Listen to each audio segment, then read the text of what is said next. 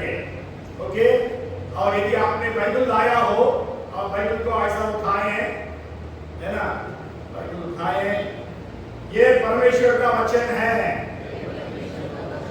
इस वचन के द्वारा परमेश्वर मुझसे बात करता है।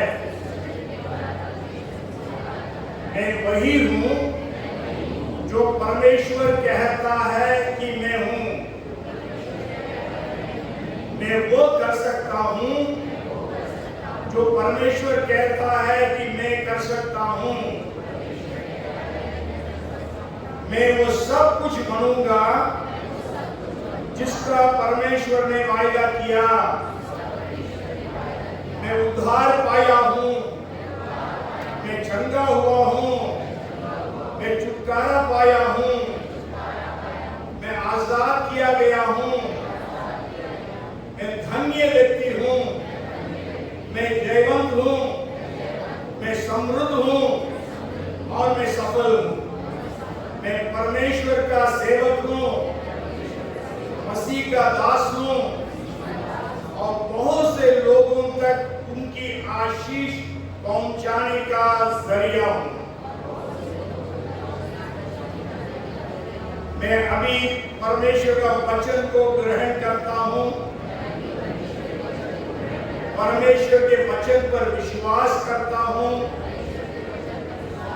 और उसके वचन के अनुसार जीऊंगा। प्रभु यीशु मसीह मेरा स्वामी है। मैं पूरी तरह से यीशु के लिए समर्पित हूं। यीशु के नाम में आमीन। Praise the Lord. आइए जोरदार तालियां बजा रहे हैं। इंग्लिश में भी था लेकिन ठीक समय बचाएं। 12 अप्रैल को मैंने तराइयों से प्रचार किया था। शायद आपको याद होगा, on the 12th of April I preached on the subject of valleys. उस दिन 3 तराइयों के बारे में बोल सका और मैं सोच रहा था कि उसको आगे आज बढ़ाऊं। ठीक, हम देखते हैं कहां तक आपको याद है। वो 3 तराइयां क्या क्या है। जो 3 तराइयों के ऊपर हमने वचन सुना था। We hear from about 3 valleys from the Bible. Let me see how much you remember. What are those 3 valleys? पहला valley, valley of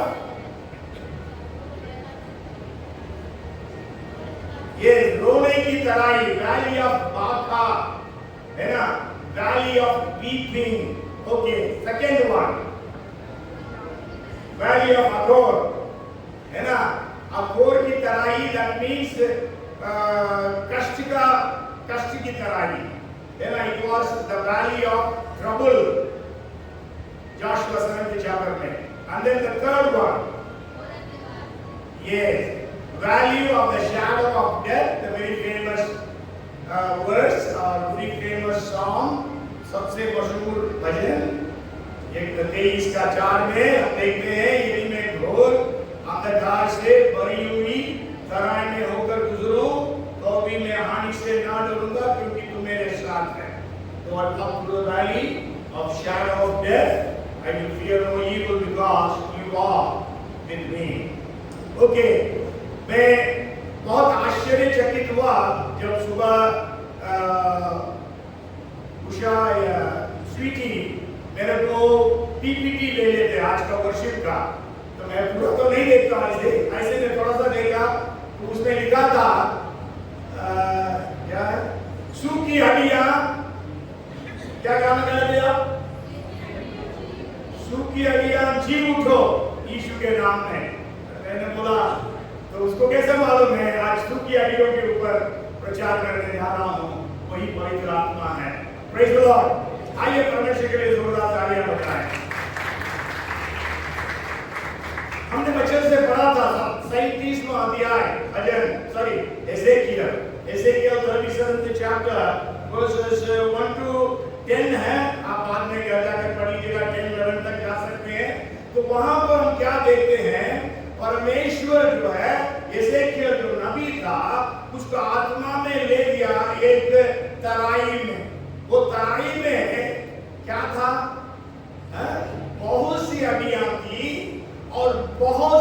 सूखी हुई थी। और परमेश्वर पूछता है, ये मनुष्य के संतान, क्या ये हड्डियां जी उठेंगी? तब एजेकियल ने कहा, प्रभु तू जानता है। तब प्रभु परमेश्वर ने कहा, उस पर हड्डियों से भविष्यवाणी कर। आगे बढ़ते जाएंगे तब प्रभु कहता है, prophesy to the breath. I don't know what is it Hindi में पढ़िएगा, नवंबर 37 chapter 9 verse। तब उसने मुझसे कहा, हे मनुष्य के संतान, सांस से भविष्यवाणी कर। सांस से भविष्यवाणी कर। Okay, here God asked Ezekiel to prophesy to two things. One is to the bones and the second one is to the breath. पर हड्डियों से भविष्यवाणी करने के लिए परमेश्वर ने कहा, दूसरा परमेश्वर ने उस सांस से भविष्यवाणी करने के लिए कहा। हम इस वचन के ऊपर प्रचार भी सुने हैं, हमेशा गाना गाते हैं इंग्लिश में भी, as in the days of Ezekiel। Okay, so सूखी हड्डियां और बहुत सी थी, और परमेश्वर कहता है ये हड्डियां क्या जी उठेगी। और 10th वर्ष में पढ़ते हैं, जब उसने भविष्यवाणी किया तो एक बहुत बड़ी सेना खड़ी होगी। There was a great army that stood there. And so today, आज मैं आपको ये बताना चाहता हूँ, आपकी जिंदगी में बहुत सारी ऐसी परिस्थितियां हैं, वो सूखी हड्डियों के समान है, कोई जीवन नहीं है। There is no life। ये भी आपके जॉब में हो सकता है, या आपकी व्यक्तिगत जिंदगी में हो सकता है। जैसा यीशु मसीह ने बोला सरदे की कलीसिया के बारे में, about the church of Sardis, the 3rd chapter of Revelation and verse 1, तीसरा अध्याय के पहले पद में सरदे की कलीसिया से यीशु कहता है, तू जीता तो कहलाता है परंतु है मरा हुआ। आज हम मरी हुई दशा में पाए जाएंगे, कलीसिया मरी हुई दशा में पाई जाती है, और आपके जॉब की सिचुएशन में लगता है कि एकदम मरी हुई दशा है। चाहे आप बिजनेस करते हैं, आप बिजनेस में कोई ग्रोथ नहीं, कोई प्रॉफिट नहीं, मरी हुई दशा। सेवकाई में भी ऐसे ही हो सकता है। लेकिन आज मैं आपको बताना चाहता हूं कि हम अपनी परिस्थितियों के ऊपर हम भविष्यवाणियां करें, हम घोषणा करें। जैसे हमने घोषणा किया, ऐसे अपने परिस्थितियों पर घोषणा करें, क्योंकि यीशु ने कहा 11:23 में, मरकुस में, मार्क 11:33 में, तुमसे सच कहता हूं, जो कोई इस पहाड़ से कहे उखड़ समुद्र में जा गिर पड़, और अपने मन में संदेह न करे पर प्रतीति करे, जैसा वो कहता है वैसे ही उसके लिए हो जाएगा। Truly I say unto you, whosoever speaks to this mountain, be removed and cast into the sea, and does not doubt but believes in his heart as he has told, it will happen। मतलब प्रभु यीशु मसीह वहां कह रहा है, पहाड़ से कहो, आज आप सूखी हड्डियों से कहिए। आपको मालूम है पहाड़ हट नहीं सकता है, बहुत बड़ा है। आपके जीवन में भी ऐसी परेशानियां हैं और बहुत बड़ी है और हट नहीं सकता है। इवन ये सूखी हड्डियां, यदि परमेश्वर आपसे मुझसे पूछता, आपकी परिस्थितियों को दिखाकर, क्या ये हड्डियां या परिस्थितियां क्या बदल सकती है, आप और मैं क्या कहेंगे? असंभव, impossible। Can these bones live? Impossible, it cannot live। आपको मालूम है, मैंने बताया था, यदि घोर अंधकार से भरी हुई तराई में होकर गुजरो, हिंदी में घोर अंधकार लिख दिया है, इंग्लिश में though I walk through the valley of shadow of death, मतलब मौत के साया की तराई में यदि मैं जाऊं, मौत की साया मतलब मौत जो है, it is so near to you, death is so near to you, in that situation you are in, और वो सिचुएशन अभी बदल कर क्या हो गई? मौत हो गई। मौत होकर बहुत साल हो गई, और सारी हड्डियां क्या हो गई? सूख गई, केवल हड्डियां रह गई, शारीरिक मांस सब खत्म हो गया, है ना। और उस स्थिति में प्रभु कहता है भविष्यवाणी कर। And I want to tell you, for a believer, death is not the end. एक विश्वासी के लिए मृत्यु अंत नहीं है, मृत्यु सीमा नहीं है। It is not the limit. Death is not a limit. That's why when Jesus came after 4 days after the death of Lazarus, जब यीशु मसीह 4 दिन के बाद आया लाजरस के मौत के बाद, पहले मार्था आती है। मार्था बोलती है प्रभु तू यहाँ रहा होता मेरा भाई नहीं मरता। यीशु कहता वो जिएगा।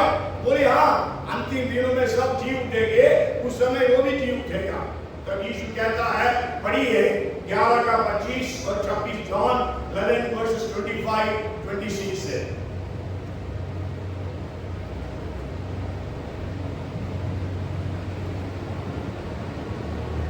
यीशु ने उससे कहा, पुनरुत्थान और जीवन मैं ही हूँ। जो कोई मुझ पर विश्वास करता है वह यदि मर भी जाए तो भी जिएगा, और जो कोई जीवित है और मुझ पर विश्वास करता है वह अनंत काल तक न मरेगा। यस, है ना? यहाँ पर यीशु मसीह राज्य के बारे में बता रहा है, पुनरुत्थान और जीवन मैं हूँ। I am the resurrection and life. Who is resurrection? Who is life? Jesus Christ. Jesus कहता है मैं पुनरुत्थान और जीवन हूँ। जो मुझ पर विश्वास करता है ना, जो कोई मुझ पर विश्वास करता वो यदि मर भी जाए तो भी जिएगा। मान लीजिएगा हमारे परिवार में कई लोगों की मौत हो गई, मर भी जाए वो जिएंगे, पुनरुत्थान होगा। और जो कोई जीवता है, अभी हम सब जीवित हैं और मुझ पर विश्वास करता है वह अनंत काल तक ना मरेगा। क्या तूने इस बात पर विश्वास करती है ना? अनंत काल तक हम मरेंगे नहीं, क्योंकि हम रूपांतरित किए जाएंगे। वही हम लोग पहला कुरिन्थियों 15वां अध्याय में 51 से पढ़ते हैं, पहला थिस्सलुनीकियों 4 अध्याय के 13 से 18 तक पढ़ते हैं, जहां पर हम राज्य के बारे में, इसके बारे में कहते हैं। और हर मृत्यु के घर में हम इस वचन को पढ़ते हैं, सुनाते हैं, सुनते हैं। तो इसलिए फॉर अ बिलीवर, यदि आप यीशु मसीह पर विश्वास करते हैं, आपके लिए मृत्यु अंत नहीं है। Billy Graham said like this, someday you will read or hear that Billy Graham is dead. Don't you believe a word of it. I shall be more alive than I am now. I will just have changed my address.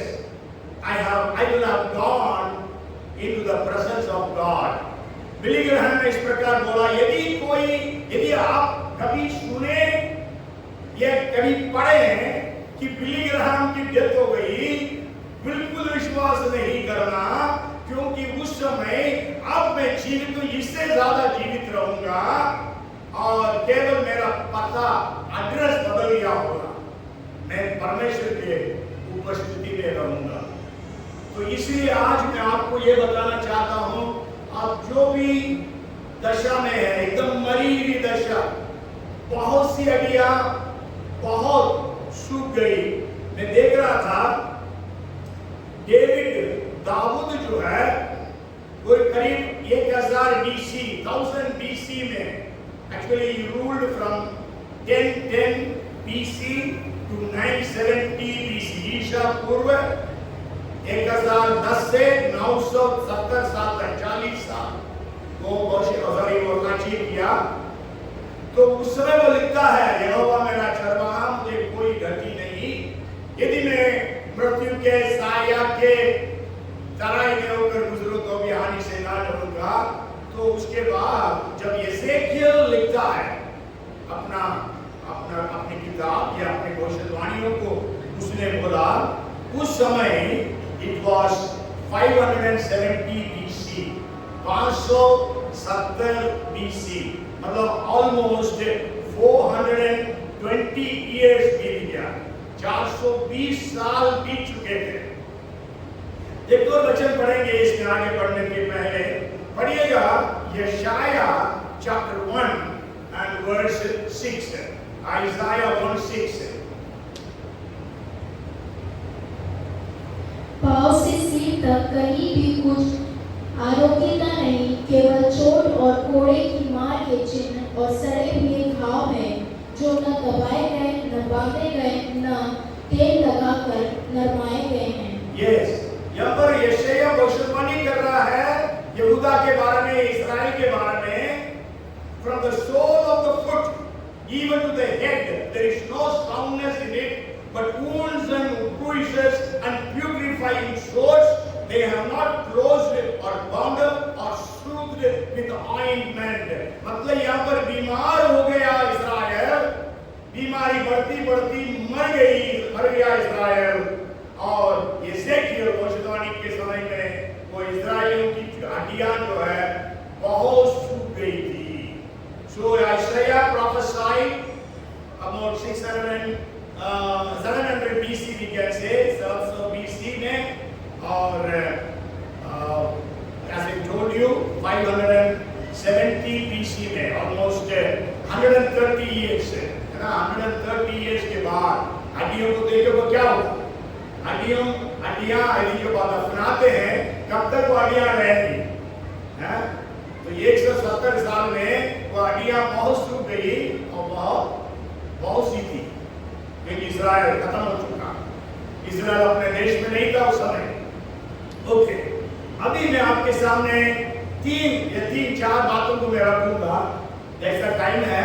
असल में 3 तराई के बारे में मेरे को आपको बताना है, लेकिन अभी मैं देखता हूँ कम से कम 2 तराई के बारे में तो आज बता दूं, लेकिन इस तराई में मैं आपको 4 बातें बताना चाहता हूं। पहली बात है, आप पढ़िएगा 2 Kings chapter 13 and verse 14 का शुरुआत पढ़िए। Elisha had become sick with the illness of which he would die.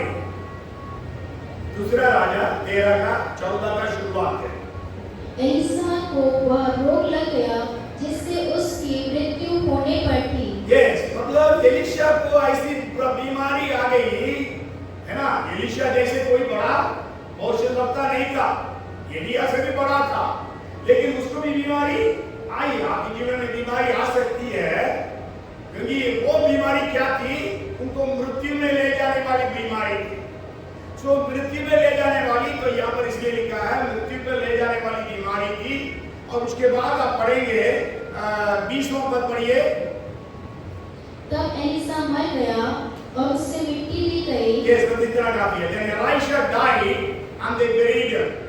Okay, Elisha मर गया और दफनाया गया। उसके 1 साल के बाद क्या हुआ? आगे बढ़िए बेटा। प्रति वर्ष बसंत ऋतु में मोआब के दल देश पर आक्रमण करते थे। लोग किसी मनुष्य को मिट्टी दे रहे थे कि एक दल उन्हें दिखाई पड़ा। तब उन्होंने उस शव को एलिशा की कब्र में डाल दिया और एलिशा की हड्डियों से छूते ही वह जी उठा और अपने पांवों के बल खड़ा हो गया। ये हम सब इस घटना को जानते हैं। एलिशा मर गया, उसके अगले साल मतलब स्प्रिंग्स के टाइम में युद्ध करने के लिए लोग आए। उस समय क्या देखते हैं? Then Elisha died and they buried him, and the raiding bands from Moab invaded the land in the spring of the year. So it was as they were burying a man, then suddenly they spied a band of raiders, and they put the man in the tomb of Elisha. And when the man was let down and touched the bones of Elisha, he revived and stood on his feet. Hallelujah! Praise the Lord! मतलब हड्डियां सूख गई है। Elisha की हड्डियां भी सूख गई। 1 साल हो गया करीब। और उस हड्डी में एक मरा हुआ व्यक्ति के लाश को उन्होंने डाला, क्योंकि मोआबी मतलब दुश्मन लोग आ गए, इसलिए दफना मिट्टी नहीं दे पा रहे थे जहां ले जाना था, इसलिए वहीं पर डाल दिए। वहीं बताती है कि परमेश्वर ने क्या कर दिया? उस मरा हुआ व्यक्ति को एलिशा के हड्डियों को छूने के कारण जिला दिया। Hallelujah, praise the Lord. परमेश्वर आपके लिए कर सकता है, आपकी मरी हुई दशा में जो चीजें हैं वो फिर से जी उठ सकती हैं। Hallelujah, praise the Lord. So परमेश्वर कार्य कर सकता है। इसमें एक और बात भी है, एलीशा ने बोला प्रभु मेरे को 2 गुना अभिषेक चाहिए, 2 गुना अभिषेक चाहिए। एलीशा के जीवन के दौरान यदि हम देखेंगे 13 विख्यात आश्चर्य कर्म हुए, 13 outstanding miracles happened, but he asked for means double। Elia के द्वारा 7 बड़े बड़े आश्चर्य कर्म हुए और एलीशा के द्वारा 13 हुए, लेकिन उसकी प्रार्थना क्या थी? 2 गुना सामर्थ, 2 गुना अभिषेक। पूरा नहीं हुआ इसका मतलब ना, 13 में खत्म हो गया, 14 होना चाहिए था, इसलिए 1 साल के बाद वो 14वां चमत्कार हुआ। हालेलुया, एलिया के द्वारा 1 मरा हुआ व्यक्ति जिलाया गया, एलीशा के द्वारा 2 मरे हुए व्यक्ति जिलाए गए। आमेन, प्रेज द लॉर्ड। आपके द्वारा परमेश्वर कार्य कर सकता है। हमारे पास एक इंटरसेसर्स का एक ग्रुप है, व्हाट्सएप ग्रुप, उसमें हर संडे हम लोग सुबह 6 से 9 बजे हम लोग चेन प्रेयर करते हैं। यदि आप जुड़ना चाहते हैं आप मेरे को बोलिएगा, आपका नाम मैं जोड़ दूंगा। उसमें आज के प्रार्थना बिंदु में फिर भेजता हूँ क्या किन बातों के लिए प्रार्थना करना आज की आराधना के लिए। मैं उसमें ये लिखा था कि एलीशा ने जो प्रार्थना की, जो एलिया के अंदर जो 2 गुना जो अभिषेक था, उसका 2 गुना अभिषेक मुझे चाहिए। तो आज हमारे अंदर वो अभिषेक चाहिए हमारे लिए। भोपाल में, मध्य प्रदेश में, भारत में, तो एलीशा की मरी हुई हड्डियों से एक मरा हुआ व्यक्ति जिंदा हो गया। परमेश्वर आपके लिए कर सकता है। ओके, अंदर से okay, valley of dead bones, मतलब आप ऐसे एक परिस्थिति में हैं, कैन दे लिव, क्या जी उठेगी? हाँ, उठ सकती है। परमेश्वर आपके लिए कार्य करेगा। तो second I want to share with you is, आप कुछ सोच सकते हैं कोई मरी हुई दशा में कोई चीज है जिसको परमेश्वर ने जिला दिया हो। मरे हुए लोग जिलाए गए उसके बारे में नहीं बोल रहा हूं, मरी हुई दशा में कुछ थे और वो जिलाए गए या उनकी चीजें जिलाई गई, ऐसे कुछ आपको याद आ रहा है? हाँ?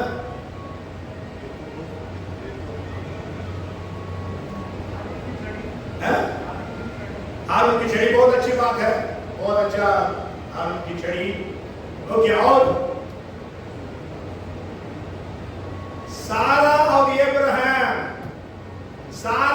अब्राहम के है ना रिप्रोडक्टिव सिस्टम मर गई थी। पढ़िए उस वचन को, रोमियो उसका 4 अध्याय उसका 19 से 21 पढ़िए। Roman chapter 4 versus 19 to 21। वह जो 100 वर्ष का था और मरे हुए से शरीर और सारा के गर्भ की मरी हुई की सी दशा जानकर भी विश्वास में निर्बल न हुआ और न अविश्वासी होकर परमेश्वर की प्रतिज्ञा पर संदेह किया, पर विश्वास में दृढ़ होकर परमेश्वर की महिमा की। और पढ़िए इब्रानी 11 का 11, Hebrews chapter 11 verse 11।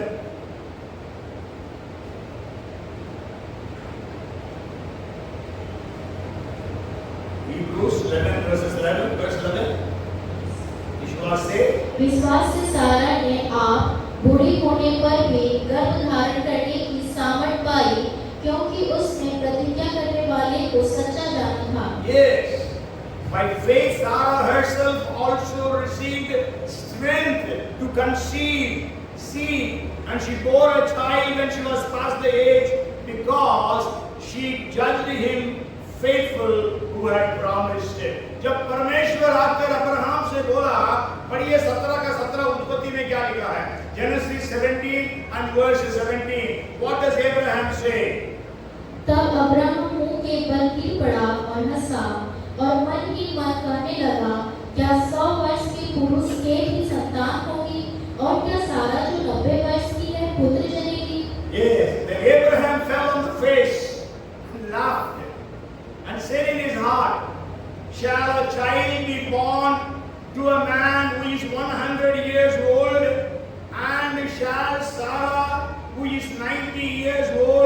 bear a child, सूखी हड्डियां बहुत सी, और परमेश्वर कहता भविष्यवाणी कर। यहाँ पर परमेश्वर आकर भविष्यवाणी करता है अब्राहम से। 17 का फर्स्ट वर्स पढ़िए, उत्पत्ति 17 का पहला पद में क्या लिखा है? When he was 99 years of age, जब अब्राहम 99 वर्ष का हो गया, तब यहोवा ने उसको दर्शन देकर कहा, मैं सर्वशक्तिमान ईश्वर हूँ, मेरी उपस्थिति में चल और सिद्ध होता जा। Yes, देखिए 99 साल में परमेश्वर उसके पास आया, 75 साल में नहीं आया, 85 साल तक इंतजार कर रही थी सारा, नहीं आया परमेश्वर। आया था लेकिन यह भविष्यवाणी परमेश्वर उनको नहीं दिया, और उस शुरू से परमेश्वर बोला तुम्हें बड़ी जाति बनाऊंगा, बड़ी जाति बनाऊंगा, बड़ी जाति बनाऊंगा। तब हम देखते हैं 99 साल, मतलब जब असंभव है, इम्पॉसिबल, इम्पॉसिबल, आपका सिचुएशन बिल्कुल इम्पॉसिबल है, असंभव है। ऐसा आप सिचुएशन आप जानते हैं, मैं नहीं जानता आपका सिचुएशन। उस इम्पॉसिबल सिचुएशन में परमेश्वर आता है और अब्राहम से कहता है सारा गर्भवती होगी, एक पुत्र जनेगी, उसका नाम इसहाक रखना। Sarah will conceive and she will call him, and she will give birth to a son and he will call him Isaac, means मुस्कान। उसका मतलब यह है कि लाफ्टर। लेकिन अब्राहम बोलता है कैसे हो सकता है कि क्या man who is 100 years of age, क्या 100 साल का आदमी बाप बन सकता है? क्या 90 साल की सारा मां बन सकती है? उनके रिप्रोडक्टिव सिस्टम सारा का गर्भ मतलब खत्म, मर गया, उनके पास कोई ताकत नहीं थी। लेकिन उस समय परमेश्वर ने उनके रिप्रोडक्टिव सिस्टम को जागृत कर दिया। God revived their reproductive system, and the old Sarah conceived through the old Abraham, and they could have Isaac. उस बूढ़ी सारा, बूढ़ा अब्राहम के द्वारा गर्भवती होती है और वो पुत्र को जन्म देती है, और परमेश्वर जो उनके लिए कार्य किया आपके लिए भी करेगा। हालेलुया। वही लिखा है, पढ़िए रोमियो 4 अध्याय में, मेरे ख्याल से 21वां पद है क्या बता, ये हमारे लिए लिखा गया है क्या? 4 का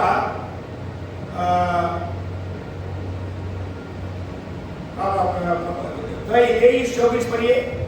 और यह वचन विश्वास उसके लिए धार्मिकता गिना गया, न केवल उसी के लिए लिखा गया, वरन हमारे लिए भी, जिनके लिए विश्वास धार्मिकता गिना जाएगा, अर्थात हमारे लिए जो उस पर विश्वास करते हैं जिसने हमारे प्रभु यीशु को मरे हुओं में से जिलाया। Yes, है ना? It was not written for his sake alone, but also for us. हमारे लिए भी ये लिखा गया। Okay, third thing I want to share with you. That was very good that Emmanuel said. मैं उसके बारे में कभी बाद में प्रचार करूँगा, आरोन के बारे में कुछ प्रचार करूँगा तो मैं बताऊँगा। And the third thing I want to say is, ये गधा था, पता नहीं कितना साल जिया। मैं देख रहा था कि एक गधे का जीवन जो है कितने साल का है, 27 to 40 years. A donkey can live for 27 to 40 years. We don't know how many years that donkey lived. गधा जो है पता नहीं कितने साल जीवन जीवित रहा, मान लीजिएगा 40 साल जिया। जो भी कार्य किया होगा, किसका उसका मालिक कौन था हमें नहीं मालूम, जो भी था उसने 40 साल अपना जीवन बिताकर मर गया। मरने के बाद उसका कोई यूज है, कोई उपयोग है उसका? Is there any use for a dead donkey? No. है ना? कुछ जंगली जानवर आया होगा, कुछ उकाब भी आया होगा, उन्होंने क्या कर लिया? उसका पूरा फ्लेश को खा लिया, पूरा फ्लेश खा लिया। हाँ, अभी ढांचा है, अभी स्केलेटन है, कोई फायदा है इसका? फायदा नहीं। लेकिन जब वो सब खाते हैं तो भी कुछ चीजें मांस तो उसमें चिपका रहता है, तो वहां पर कुछ कीड़े मकोड़े आए, चींटियां आई, वो भी क्या करी, अपना पेट भर ली। कोई फायदा उससे कोई फायदा नहीं। आज आपके जीवन में भी ऐसी परिस्थिति हो सकती है, कोई फायदा नहीं लग रहा है? लेकिन उसी जगह पर आता है शिमशोन। शिमशोन के सामने 1000 लोग खड़े हैं, दुश्मन लोग शिमशोन को मारने के लिए। शिमशोन के पास कोई हथियार नहीं था। शिमशोन ने क्या किया? उसका जबड़े का टिप्पण निकाला और उससे 1000 लोगों को मारा। हम सब जानते हैं गधे के जबड़े की हड्डी क्या है, सबसे बड़ी है ना? उसका जबड़ा बड़ा है ना, हमारे से छोटा नहीं है, इतना बड़ा मारा।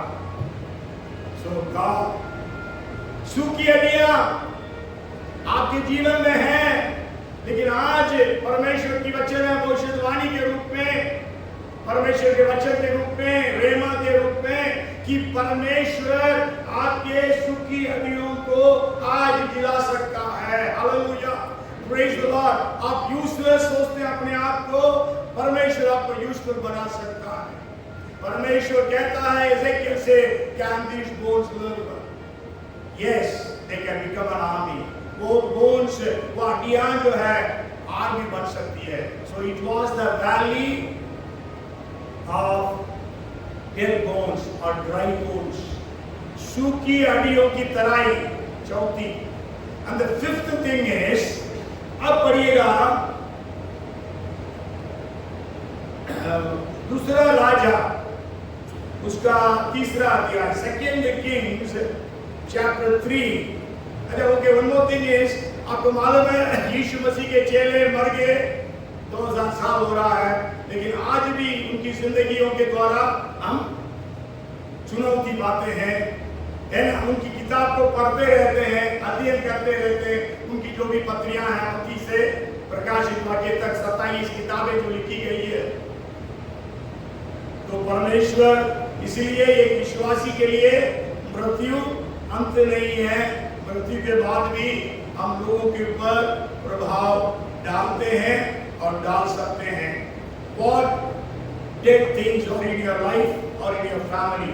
कौन सी मरी हुई चीजें हैं आपके जीवन में, आपके परिवार में? God wants to anoint you and use you in impossible situations and conditions. परमेश्वर असंभव परिस्थितियों में आपको अभिषेक करके इस्तेमाल करना चाहता है। ओके, 5वीं तराई, fifth valley. Let us read from 2 Kings chapter 3 verse 16। और उसने कहा, इस नाले में तुम लोग इतना खोदो कि इसमें गड्ढे हो जाए। Yes, है ना? Then we will read till 18th verse. क्योंकि यहोवा यो कहता है, तुम्हारे सामने न तो वायु चलेगी और न वर्षा होगी, तो भी यह नाला पानी से भर जाएगा और अपने गाय बैलों और पशुओं समेत तुम पीने पाओगे। और यह यहोवा की दृष्टि में छोटी सी बात है, यहोवा मोआब को भी तुम्हारे हाथ में कर देगा। Yes, बेटा कौन सा वर्षन है? ओल्ड वर्षन ही है ना बाइबल के? Very good.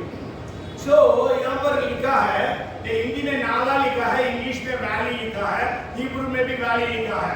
And he said, thus says the Lord, make this valley full of ditches, for thus says the Lord, you shall not see wind, nor shall you see rain, yet that valley shall be filled with water, so that you, your cattle and your animals may drink. And this is a simple matter in the sight of the Lord, and He will give you more wow.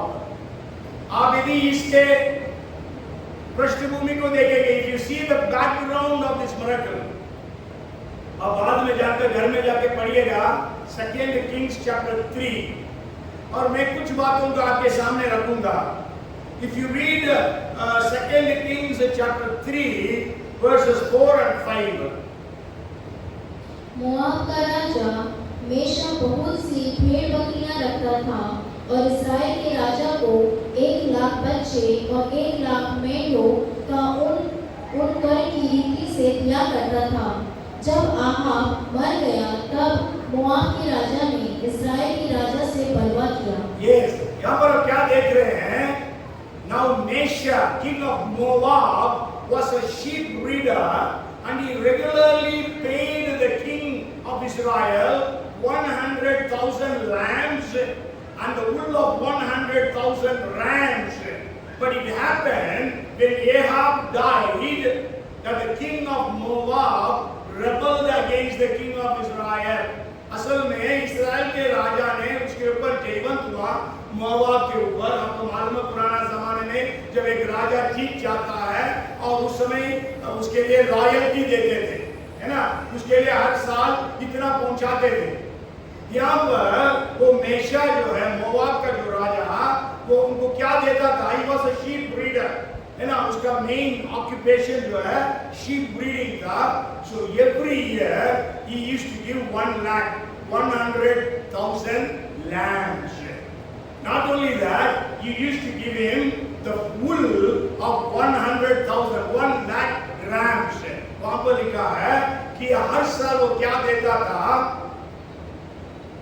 1,00,000 मेमनों को देता था। कितना? 1,00,000 हर साल। और 1,00,000 मेढ़े लिखा है ना, मेढ़े, है ना, that is each sheep is called मेढ़ा हिंदी में, है ना। हिंदी में फिर फीमेल शीप को भेड़ी कहा गया है। इंग्लिश में यूज एंड रैम्स कहते हैं। 1,00,000 रैम्स का ऊन को देना है, हर साल देता था। अब आहाब मर गया, इसलिए इसको हराया। आहाब ने हराया, आहाब मर गया, इसलिए मेशा ने क्या किया? मोआब के राजा ने देना बंद कर दिया। मान लीजिएगा आपका हर साल कोई 1,00,000 रुपया दे रहा है, वो बंद कर देगा, क्या होगा आपका? अब आपको मालूम, मैं थोड़ा सा कैलकुलेट किया और सबसे कम रेट भी डालेंगे ना, 1,00,000 मेमने का कॉस्ट आज के हिसाब से एटलीस्ट 200 करोड़ रुपीस। कितना? 200 करोड़ रुपीस है।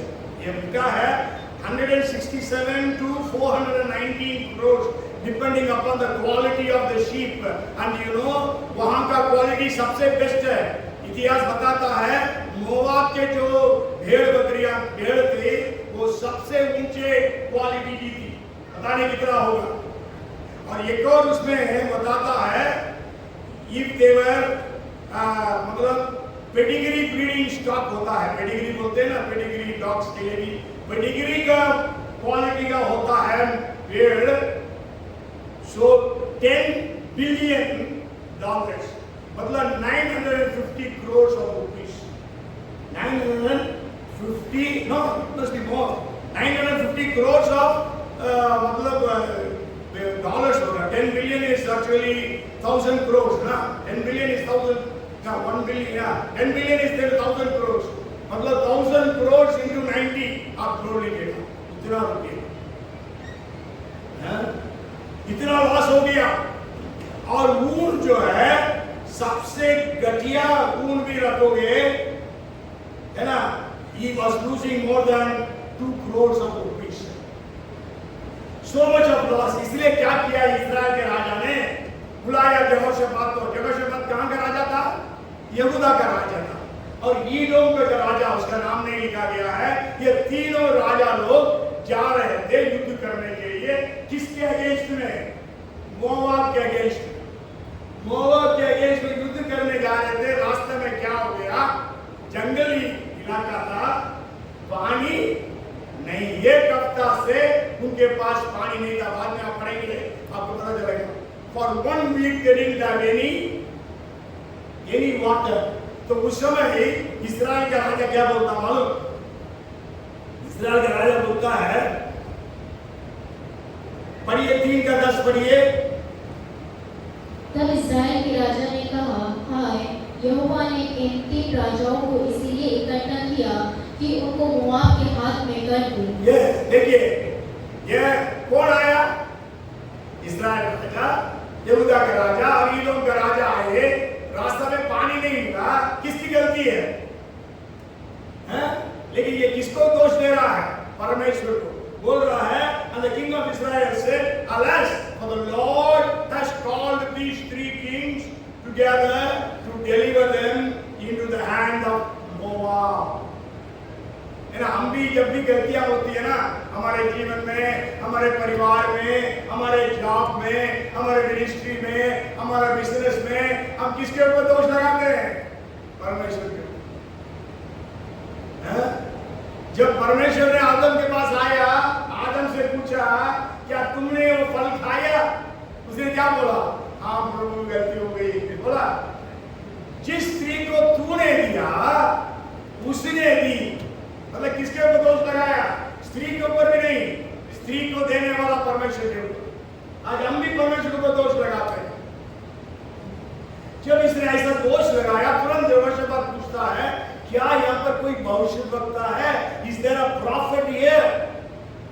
तब किसी ने बोला हाँ, यहाँ पर एलीशा है जो एलिया के हाथ सचिन को प्रियगा जैसे लिखा हिंदी में, हाँ, शाफात का पुत्र एलीशा जो एलिया के हाथों को धुलाया करता था, वह एलिया के हाथों को धुलाया करता था, वो यहाँ पर है ना। Elisha, the son of Shaphat, is here who poured water on the hands of Elijah. Then Jehoshaphat said, "Oh, here's the word of God." चलो उसके पास।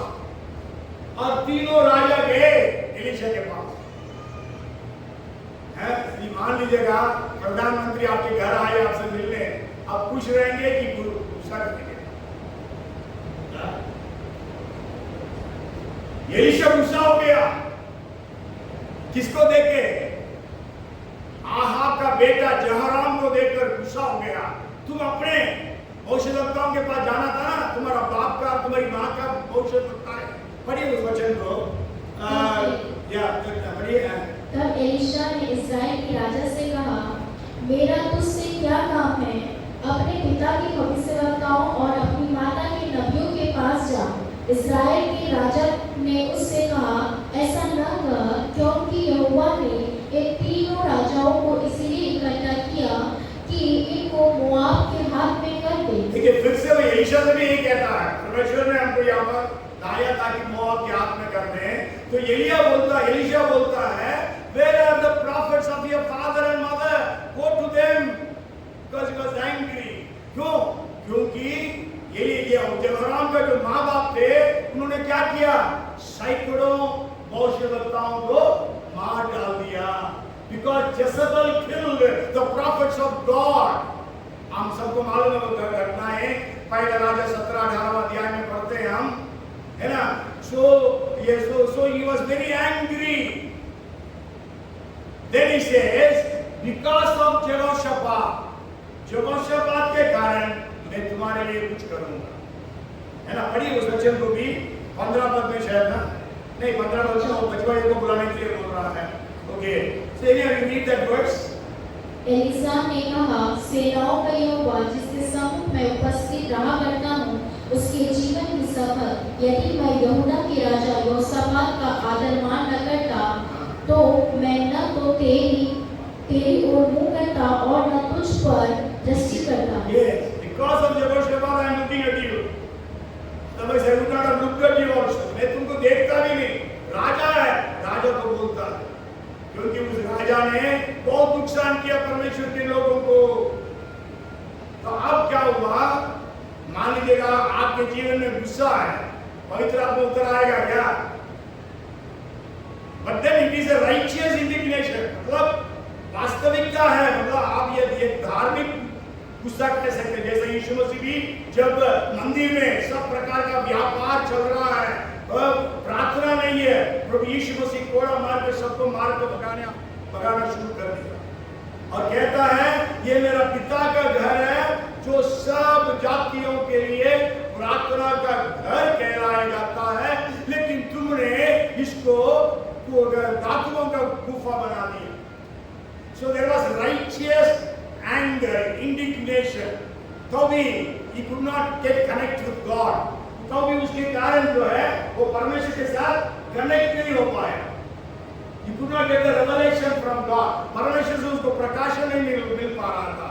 तब उसने पूछता है कोई म्यूजिशियन को लेके आओ, एक बजवाया को लाओ। पढ़िए 15 पद में क्या लिखा बेटा? पर अब किसी बजाने वाले को मेरे पास ले आओ। ये बजाने वाले को लेके आओ।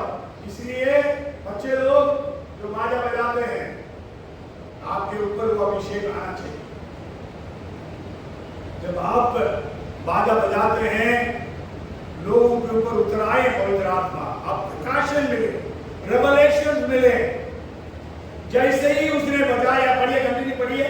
जब बजाने वाला बजाने लगा, तब यहोवा की शक्ति एलिशा पर हुई और उसने कहा, इस नाले में तुम लोग इतना खोदो कि इसमें गड्ढे ही गड्ढे हो जाए, क्योंकि यहोवा यो कहता है, तुम्हारे सामने न तो वायु चलेगी और न वर्षा होगी, तो भी यह नाला पानी से भर जाएगा और अपने गाय बैलों और पशुओं समेत तुम पीने पाओगे।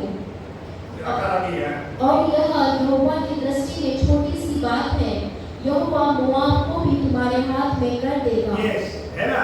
हम यहाँ पर क्या देखते हैं? एलीशा के ऊपर पवित्र आत्मा उंडेला गया। जब वो बाजा बजा रहा था, तो एलीशा भविष्यवाणी करने लगा। इस नाले लिखा हिंदी में, तराई लिखा इंग्लिश में, है ना?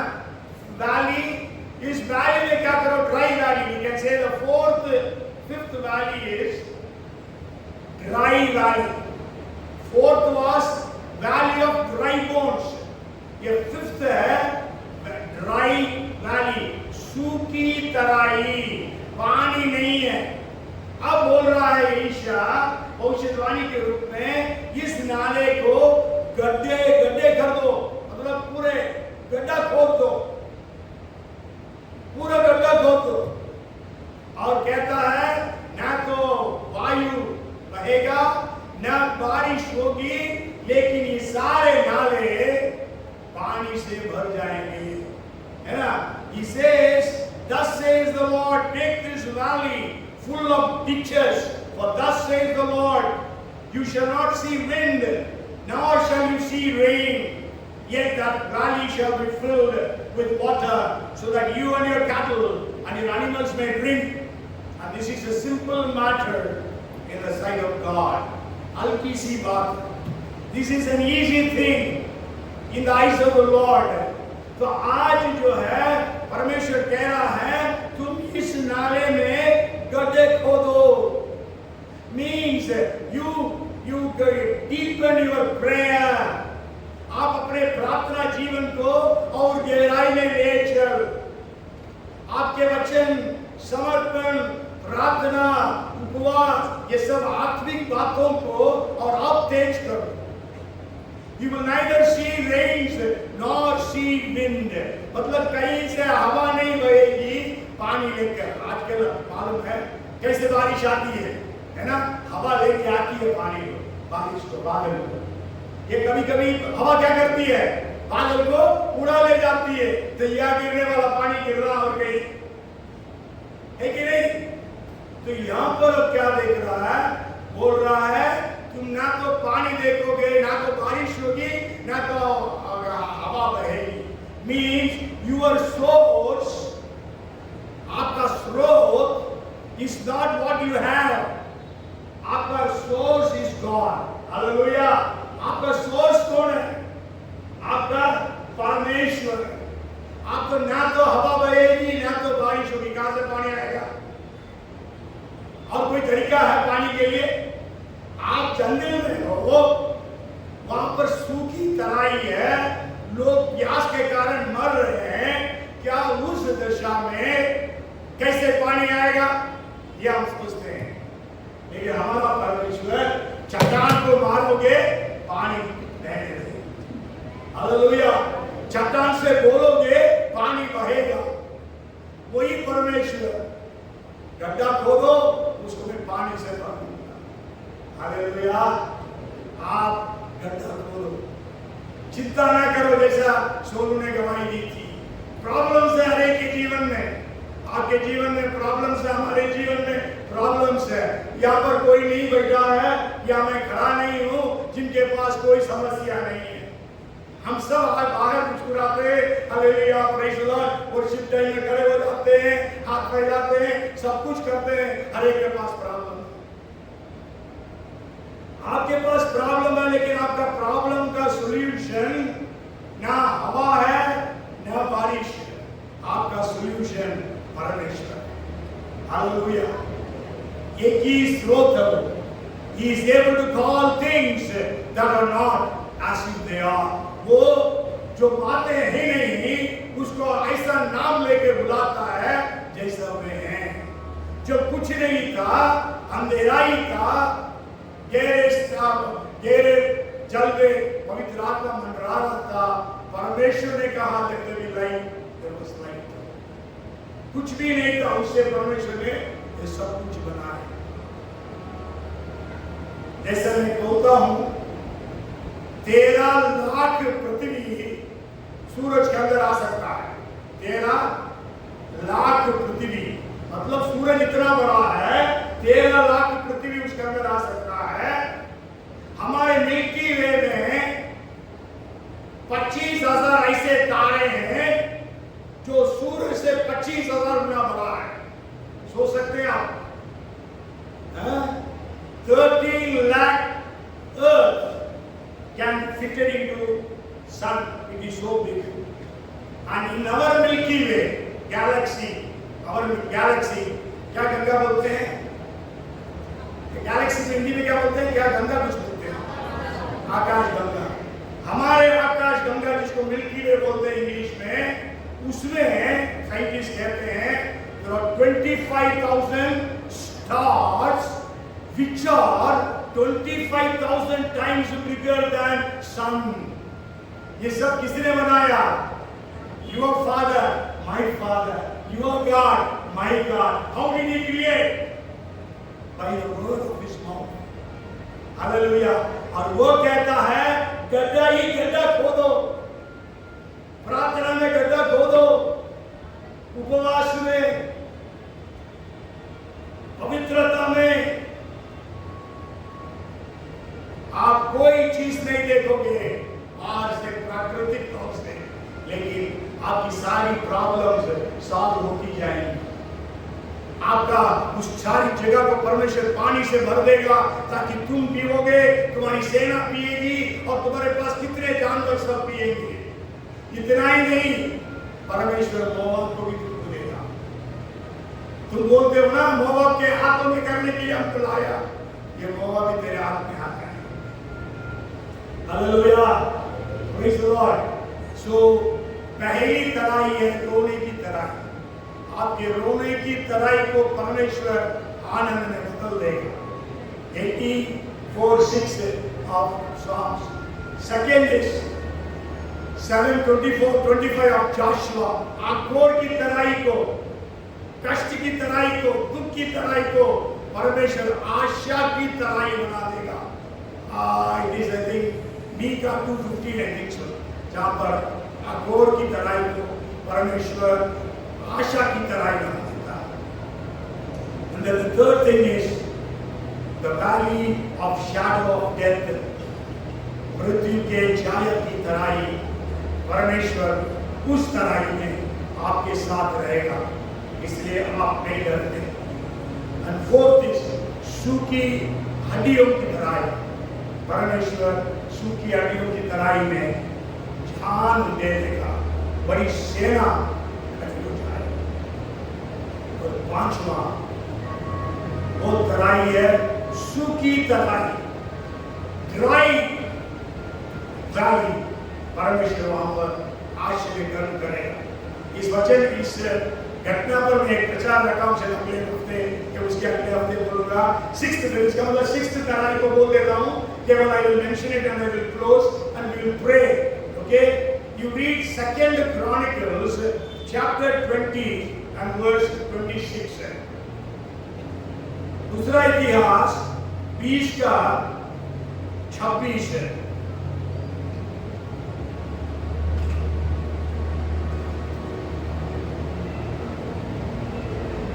पढ़िए।